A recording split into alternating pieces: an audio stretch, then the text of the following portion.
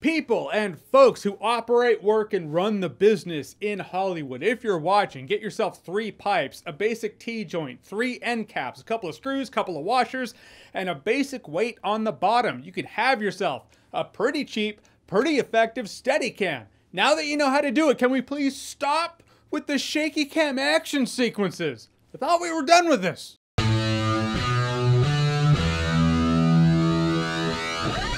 So Snake Eyes is a Nicolas Cage movie from the 90s, which is why they had to call this Snake Eyes G.I. Joe Origins, which makes sense because it's completely worthy of a movie with Origins in the title. Henry Golding plays Snake Eyes. He saves the life of a character played by Andrew Koji, which, I mean, if you saw the trailer, you know who he is. I mean, I suppose a lot, anyhow, I'll get to that in a second. You know what? This is going to be spoiler-free until after I give my rating. Then after I give my rating, I'm gonna dabble into a couple of spoilers. Usually I do a spoiler-free review, separate video as a spoiler video, but I don't feel like it. I don't want to. The entire time I'd be spending time doing a Snake Eyes spoiler video, I'd be like, why aren't I talking about Dune right now? I should be talking about the Dune trailer.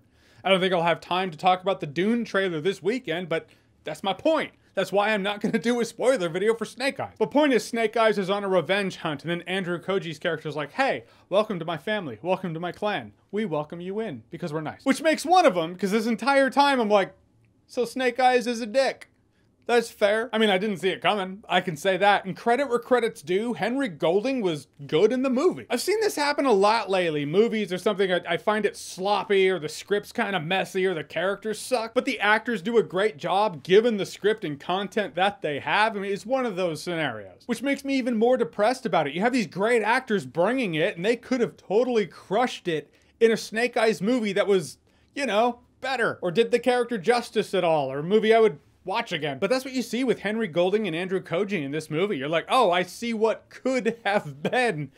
Damn it. Does the movie feel too long? Absolutely, and yes, it does. In fact, the whole beginning scene with his father getting killed and little kid Snake Eyes, and he was like, oh, vengeance. After that's done, the very next scene is he's cage fighting, and I was like, this movie should have started out here with him cage fighting. Maybe you can sprinkle the father revenge tale into it and you start getting glimpses of that. Maybe you don't even need the father revenge tale at all. As for the action sequences, I mean, there are a couple scenes of action sequences, and again, it does that thing that movies do now where everybody is completely invincible. Sometimes they take damage. After they take damage, it's like they never took damage in the very next scene. It's like, hey, where's that sword stabbing you got? All right.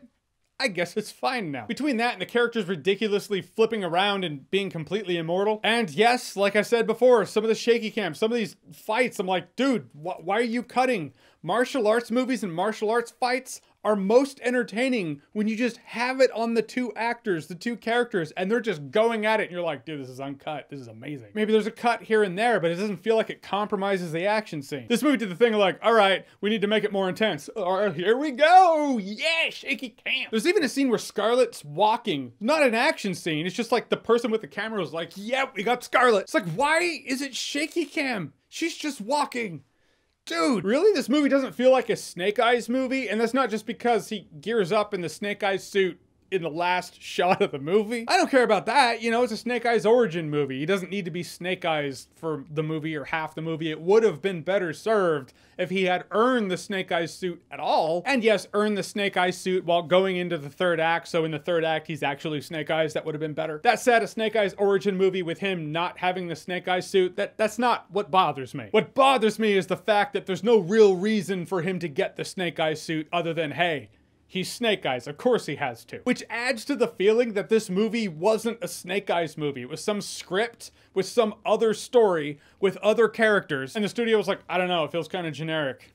But let's put G.I. Joe characters in it. So it'll be a generic movie, but with some G.I. Joe characters. Boom! That's how we do it here in La La Land. That's how we do it in Hollywood. Well, I can't say they're wrong there, if that was their thought. Also, they have to explain how Snake Eyes got his name, which doesn't make any real sense. I mean, it makes more sense that Han Solo is named Solo than Snake Eyes.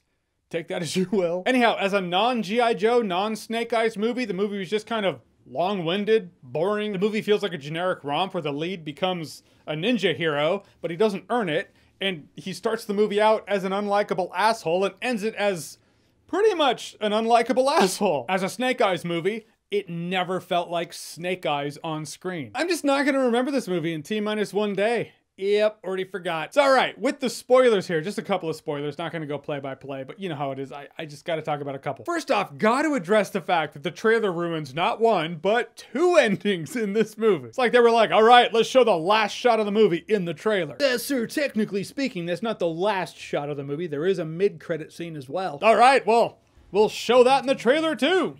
Call me Storm Shadow. I mean, why did they do that? This Snake Eyes suit, I can almost understand because they're like, people need to see him in the Snake Eyes outfit to make that connection. But the Storm Shadow thing being in the trailer when it was a mid-credit scene, no pass. Yeah, I ended this movie going, all right, so Snake Eyes is a complete unlikable dick and Storm Shadow is absolutely justified in hating his guts.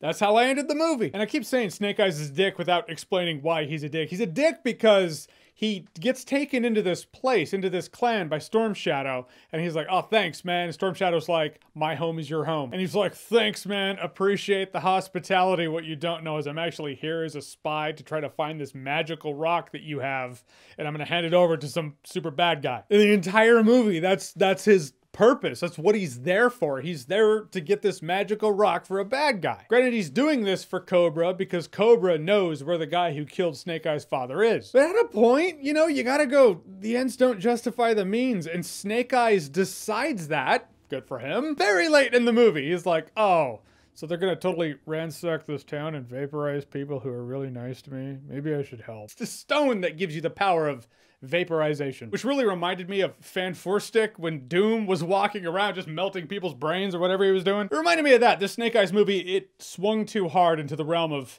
magic. I mean, it's G.I. Joe, I'm not supposed to take it too seriously. But when you go from martial arts training, stealth tests, take the bull from my hand without spilling a drop of water, to stone that vaporizes people with thought, you know, it's a little hard to swallow. So that's when Snake Eyes actually turns back and goes, oh, I think I made a mistake. Maybe I should help them out because they were really nice to me and I think they're all gonna die now. But at that point, every time that dude had the stone and just vaporized people, I was like, that's blood on Snake Eyes' hand.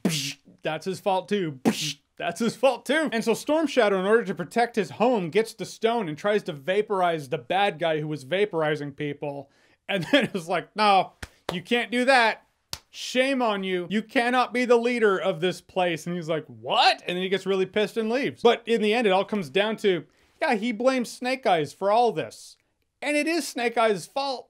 It is, to be clear, a hero's arc where the hero starts out as someone who's not a hero and becomes a hero. I love an arc like that. But this movie didn't do it well. It just felt off. It's not only the fact that Snake Eyes doesn't seem to give a shit that people were vaporized and it is his fault, is that the people of that clan, the family of the people who were vaporized, also don't seem to give a fuck that it's Snake Eyes' fault. Maybe that's what I don't like about this, is that Storm Shadow is this tragic character, and I actually do like that they did that. But Storm Shadow totally gets the shaft and Snake Eyes just gets let off the hook and it's all just fine. It's like, Storm Shadow, you use that stone to protect the people you know and love? No, that cannot stand. You can no longer lead this clan. Snake Eyes, you actually gave the stone to the bad guy, resulting in the vaporization of people we know and love? Here's a sweet ninja outfit.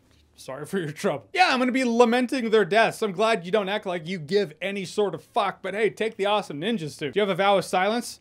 No? Is your face burned? No? Do you your vocal cords cut? No? Oh, so you can talk in the next movie? He can in the next movie. He fully has the capability to take the helmet off and be like, hey, I'm still pretty. Where's Storm Shadow? There's no logistical reason he can't do that. It just doesn't feel like Snake Eyes by the end. But Storm Shadow being a sympathetic character who I absolutely get where he's coming from, I enjoyed that, but it shouldn't have been done at the expense of Snake Eyes. You know, you can do that, not at the expense of the hero.